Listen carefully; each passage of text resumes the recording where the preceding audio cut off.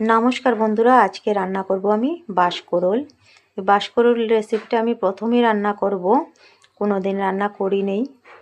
আর আমি আমার মতনই রান্না করব। এটা কিভাবে রান্না করে আমি জানি না, এটা খুব একটা মোটামুটি আমি আমার মতনই রান্না করে আপনাদেরকে শেয়ার করব। ছোটোবেলা খেয়েছিলাম দিদিদের হাতে রান্না, কিন্তু দেখি নাই আমি কিভাবে ওরা রান্না করতেন, অনেক ছোটো ছিলাম তখন। আর এখানে দেখেন বাজার থেকে আনা 4টা বাঁশকরোল থেকে আমি 3টা খোসা ফেলে দিয়েছি। অনেকগুলো খোসা বের হয় এটা থেকে। খোসা ফেলে ছোট ছোট করে কেটে বয়েল করে নিলাম। এটা বয়েল করে তারপর নামিয়ে এটা জলটা ফেলে দিয়েছি। কড়াইতে দিলাম আমি সরষের তেল। গরম হওয়ার পর আমি দিলাম 2টো শুকনো লঙ্কা, কালো জিরা আর সামান্য হিং দিয়েছি। এখন দেব আমি কাঁচা লঙ্কা, চেরা কাঁচা লঙ্কা, কোচানো টমেটো, দিয়ে দিলাম নুন, হলুদ, লঙ্কার গুঁড়ো, আর এখন দিয়ে দেবো আদা কাঁচা লঙ্কার পেস্ট। দিয়ে এটা কষিয়ে নেব মশলাটা। সামান্য চিনিও দিয়ে দিলাম টেস্টের ব্যালেন্সের জন্য। দিয়ে এটা খুব ভালো করে কষিয়ে নেব।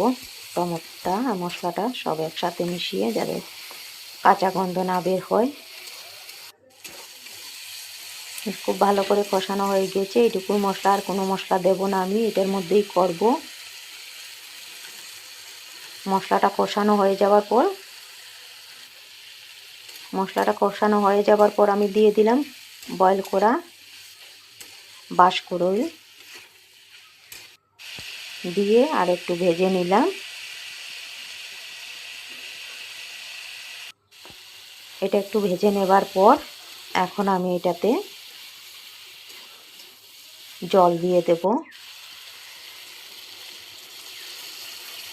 জল দিয়ে এখন এটা বয়েলের জন্য ঢেকে রেখে দেবো স্টিম কমিয়ে।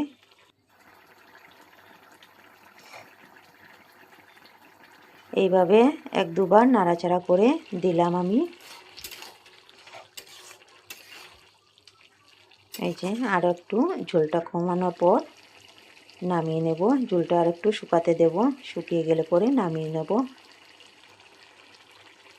আর খেতে খারাপ হয় নাই বন্ধুরা, সামান্য তেতো তেতো হয়েছে, খেতে ভালোই হয়েছে। আর আপনাদের কেমন লাগলো আমার এই রেসিপিটা, বাঁশকরোল রেসিপি, বলবেন। বাই।